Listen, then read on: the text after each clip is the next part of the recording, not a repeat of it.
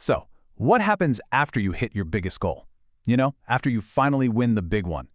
For most people, it's all about celebration. But for the true greats, that moment is actually the start of an even tougher challenge. Today we're going to dive into how you turn a single victory into a foundation for long-term dominance by focusing on that critical conversation that has to happen after all the confetti has settled.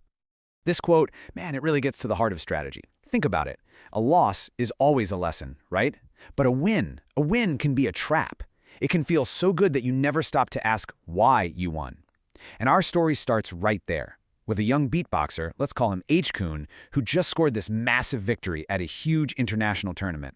He was on top of the world, but his coach knew they had to figure out, and fast, if this win was pure skill or just a happy accident. And believe me, this wasn't just a trophy.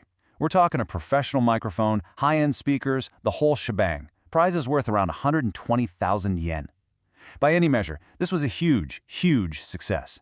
The perfect reward for all those countless hours of practice. But instead of just patting him on the back and saying, "Great job," his coach, a performance strategist named Willie, immediately switched the conversation to what's next. He knew this incredible win wasn't an endpoint. Nope, it was a critical turning point that was going to demand a whole new strategy. Why? Because the game was about to change completely. In the adult leagues, the battles are longer, the competitors are way more experienced, and the stamina you need, it's just on a totally different level. All of a sudden, the very strategies that made him a youth champion were just not going to cut it anymore. So in their post-victory debrief, H-Kun pinpointed a major problem. He felt that for the longer, tougher adult battles, his library of sounds, his core material, was just too limited, and this put him at a huge strategic crossroads. Does he become a collector, trying to learn every new popular sound out there to be more versatile? Or does he become a specialist and double down on a narrow but super powerful signature style that makes him stand out? This is where his coach pulled out an incredibly powerful mental model to cut right through all that noise.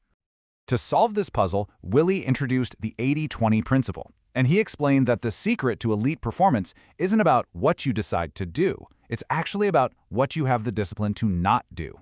It's all about a ruthless, laser-like focus on what truly matters.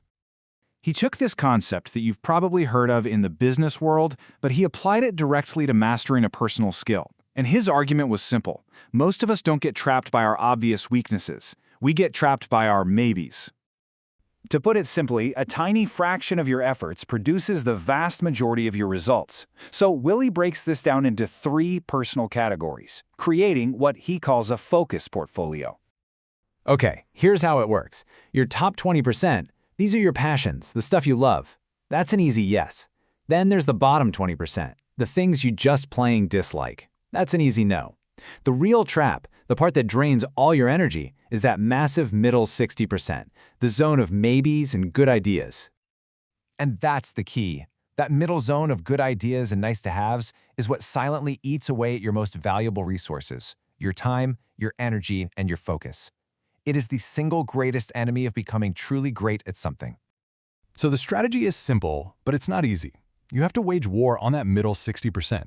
Because when you cut out the maybes, you don't just save a little time, you free up a colossal amount of energy that you can then pour directly into that top 20%, the skills that will actually define you and deliver those exceptional results.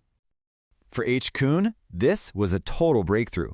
He realized his competitive edge wasn't in knowing every sound that everyone else was using. No way.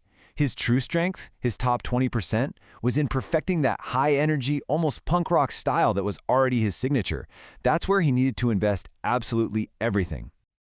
Now, this all sounds great in theory, right? But how does this high-level strategy actually translate into what you're going to practice tomorrow morning? This is the most important part, connecting that grand vision to a concrete, immediate next step. And just look at how this funnel makes it happen. You start with this huge, intimidating goal, compete at the World Championship. But by focusing the strategy, it gets broken all the way down to a clear, immediate action. Prepare one 20-second practice piece. That right there is the power of strategic reflection. It turns this vague, fuzzy ambition into a concrete plan of attack. So H-Kun's journey really teaches us that elite performance isn't about adding more and more to your plate.